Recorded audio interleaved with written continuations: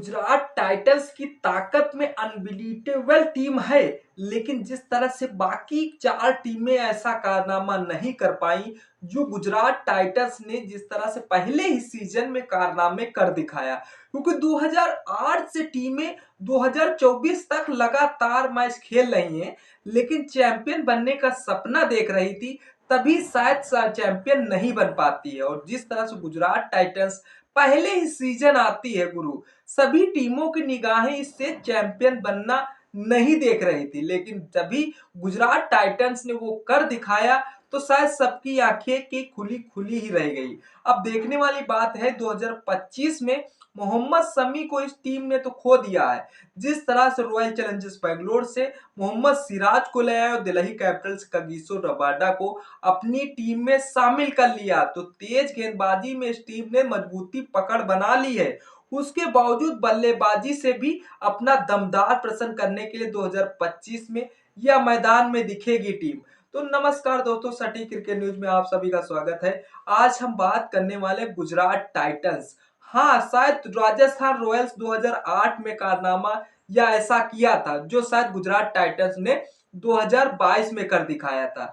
भले 2022 में जिस तरह से यस टीम की निर्माण किया जाता, उसी टीम में जिस तरह से आशीष नेहरा मेंटर के तौर पे इस टीम का पदभार संभाल रहे थे, और जिस तरह से मुंबई इंडियंस से हार्दिक पांड्या को लाया जाता है, हार्दिक पांड्या को डायरेक्ट कप्तान बना दिया जाता है, तो लोग शॉक्ड रह जाते हैं यार, हार्दिक पांड्या को कप्तान बनाना, जहां पर मुंबई इंडियंस में वह एक प्लेयर के तौर पे खोल रहे थे, ऑलराउंडर के तौर पे खेल रहे थे। मैं मानता हूं कि हार्दिक पांड्या मुंबई इंडियंस में अच्छा बेस्ट परफॉर्मेंस कर रहे थे, उसके बावजूद जहां पर गुजरात टाइटंस में लाए जाते हैं, तो गुरु 2022 में ही चैंपियन बना देते हैं। अब देखने वाली बात यह है कि जिस तरह से राजस्थान रॉयल्स को हरा कर जिस तरह से गुजरात टाइटंस चैंपियन बन जाती है, तो शायद सबके चेहरों पे उदासी छा जाती है कि यार, आज की आई हुई टीम और रॉयल चैलेंजर्स बैंगलोर 2008 से खेल रही, शायद उस टीम को हराना गुजरात टाइटंस के लिए ये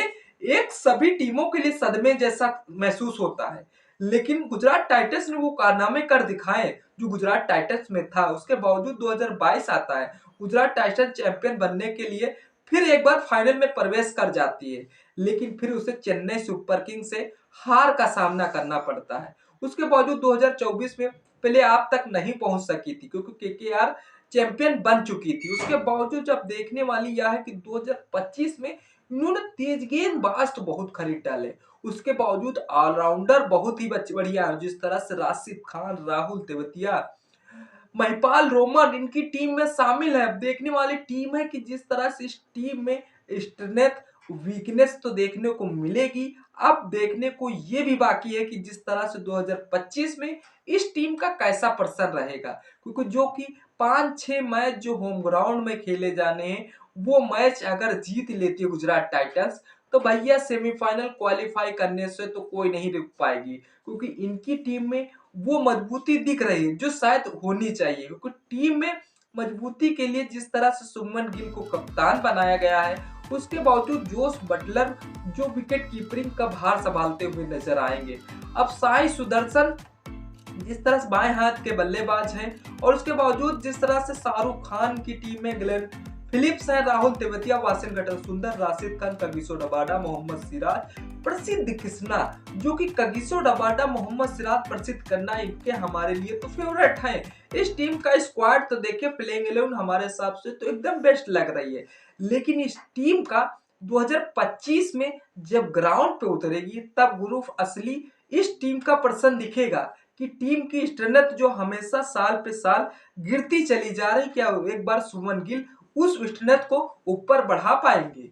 देखने वाली बात तो रहेगी। शुभमन गिल 2024 में नए कप्तान बने थे, शायद उन्हें कप्तानी का अनुभव नहीं था, लेकिन जिस तरह से आशीष नेहरा ने उन्हें गाइड किया, उसके बावजूद कप्तानी का शायद जोश बढ़ा। एक साल तो शायद टीम को समझने या कप्तानी कैसी की जाती है, तो वो समझने में ही निकल जाता है। अब दूसरा सीजन है, अब शुभमन गिल जिस तरह से आईसीसी चैंपियन ट्रॉफी में अब वाइस कैप्टन बनाए गए थे, उसके बावजूद अब देखने वाली बात है कि शुभमन गिल टी20 में इनका खास प्रदर्शन नहीं रहा। इनको टी20 में शायद जिस तरह से इनको बाहर रखा गया। अब देखने वाली बात है कि जिस तरह से टी20 के बावजूद अब इस टीम में कैसी वीकनेस दिखेगी, क्या शानदार डिब्यू कर पाएंगे? उसके बावजूद जिस तरह से शानदार तो डिब्यू कर दिया था इस टीम ने, जब 2022 में आकर चैंपियन पहले ही सीजन में ट्रॉफी जीतकर शायद हार्दिक पांड्या ने दिखा दिया था कि हाँ, हमारे अंदर वो कप्तानी का अनुभव है। अभी तक आप बल्लेबाजी का अनुभव देख रहे थे और गेंदबाजी का अनुभव देख रहे थे, फील्डिंग का अनुभव देख रहे थे, लेकिन लोग कप्तानी का अनुभव नहीं देख रहे थे।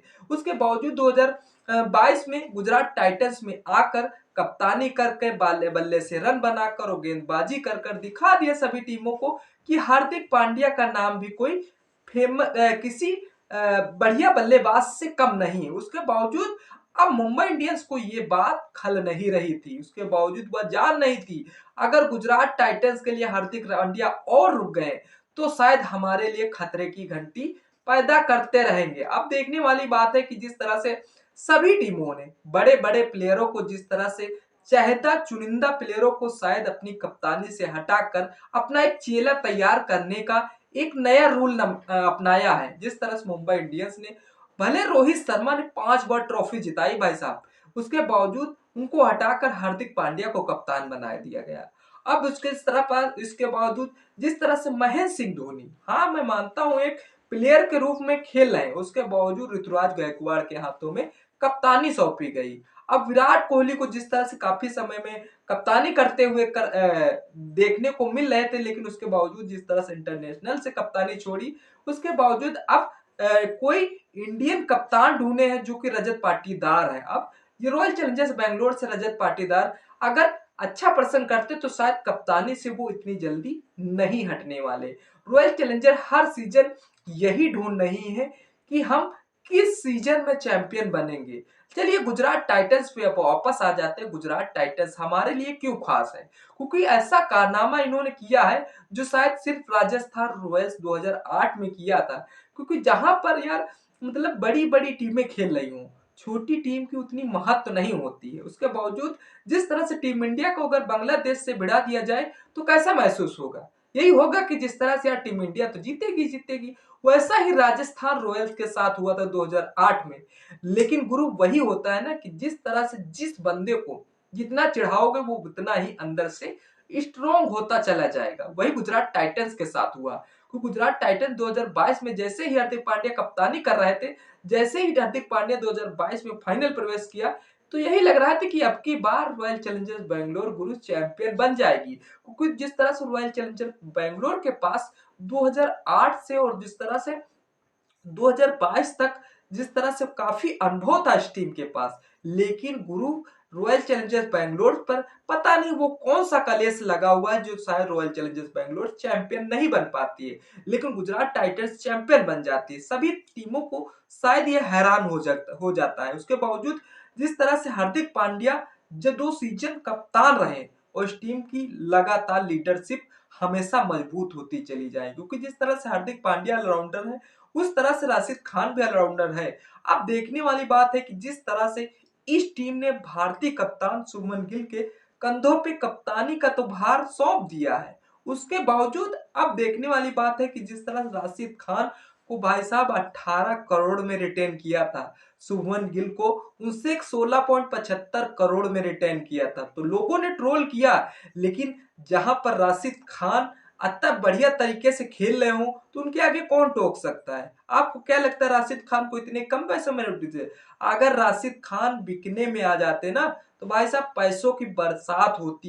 क्योंकि राशिद खान जहां पर इंडियन प्रीमियर लीग में जलवा जलाल नहीं करते, इंटरनेशनल जब अपने देश के लिए खेलते वहां पर भी गुरु जलवा जलाल करते हैं। क्योंकि जिस तरह से अब की बार अफगानिस्तान की टीम भले जिस तरह से राशिद खान को कप्तान बनाने का जिम्मेदारी नहीं उठाई थी, उसके बावजूद राशिद खान अपनी टीम के प्लेयर के तौर पे खेल रहे थे।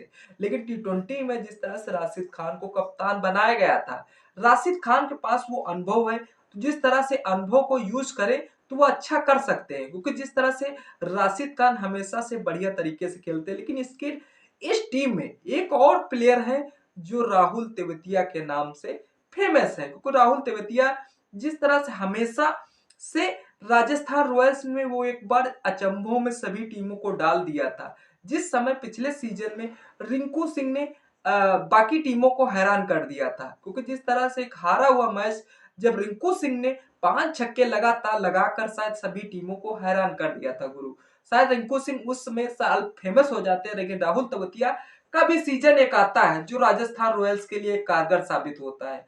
अब जिस तरह से हार्दिक पांड्या जब से इस टीम की कप्तानी संभाले थे, 2 सीजन तो परफेक्ट रहते हैं, क्योंकि एक बार चैंपियन बन जाता तो लोगों का कहना था कि यार नई टीम है, नया जोश है, नए युवा हैं, तो शायद हो सकता है चैंपियन बन जाए। लेकिन दूसरे सीजन में भी फाइनल पहुंच जाती है, तो शायद बड़ी-बड़ी टीमों के हक्के पक्के गुम हो जाते हैं कि काश अगर हार्दिक पांड्या इस टीम के साथ रह गए तो शायद और टीमें जो शायद चैंपियन बनने का सपना देख रही थी वो सपना शायद नहीं पूरा हो पाएगा, क्योंकि यार एक बार हो गया, चलो फाइनल में हो गया, दोबारा फिर फाइनल में।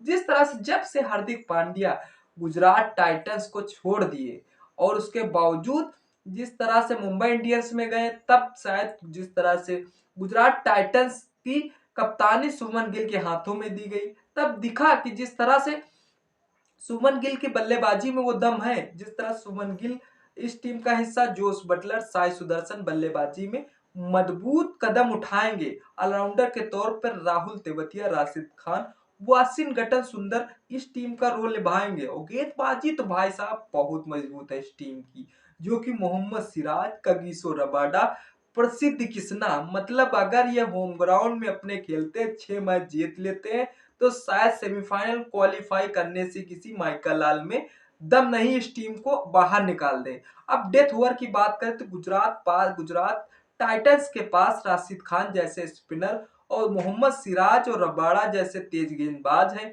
आखिरी ओवर में विरोधी टीम को रोकने में ये कारगर साबित हो सकते हैं, क्योंकि इस टीम ने मोहम्मद शमी को तो खो दिया है।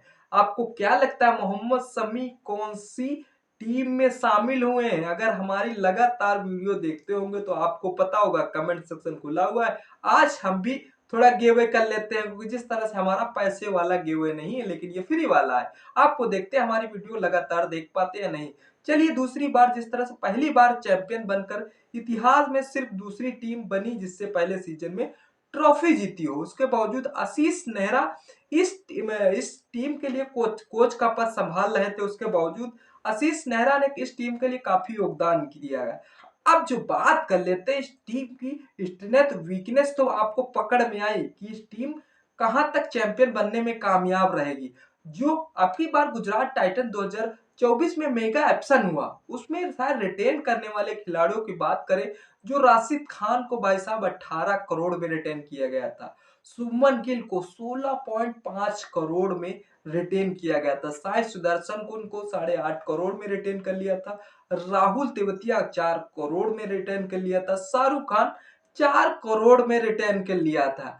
अब देखने वाली बात है कि जिस तरह से उन्होंने अपने रिटेन किए हुए खिलाड़ी मजबूत कर लिए, जिस तरह से जोस बटलर राजस्थान रॉयल्स से घसीट के लाए गुजरात टाइटंस अब की बार, क्योंकि इनको बल्लेबाजी भी मजबूत करनी है। जोस बटलर 15.75 करोड़ में खरीदा है, उसके बाद मोहम्मद सिराज को 12.25 करोड़, कगिसो रबाडा को 10.75 करोड़, प्रसिद्ध कृष्णा को 9.5 करोड़, वाशिंगटन सुंदर को 3.2 करोड़, सिर्फन रदरफोर्ड 2.6 करोड़, जिराट कोहली 2.4 करोड़ में, साई किशोर 2 करोड़ में, गिलेन फिलिप्स 2 करोड़ में, इकबाल उमर 1.7 करोड़ में, अरशद खान 1.3 करोड़ में, गुरनूर ब्राट 1.3 करोड़ में, और जिस तरह से करीम जानत जो कि 75 लाख में खरीदे गए, ईशांत शर्मा 75 लाख में, जयंत यादव 75 लाख में, कुमार कुसंगा 65 लाख में, निशांत सिंधु 30 लाख में, मानव सुधार 30 लाख में, अनुज रावत 30 लाख में,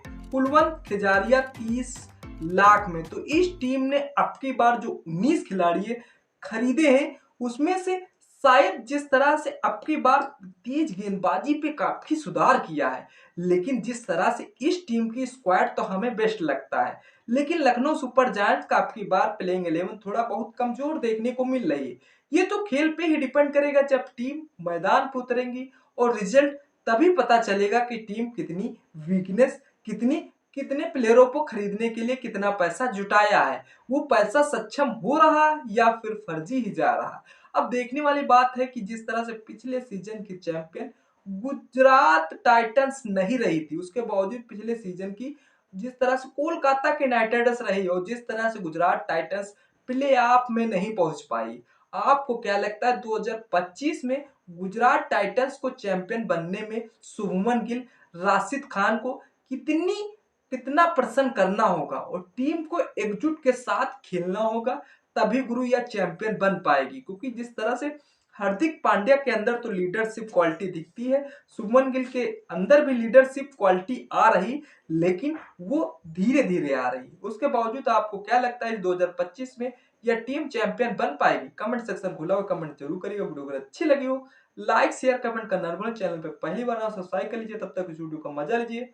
फिर मिलते हैं किसी नेक्स्ट वीडियो के साथ, तब तक के लिए जय हिंद, जय भारत।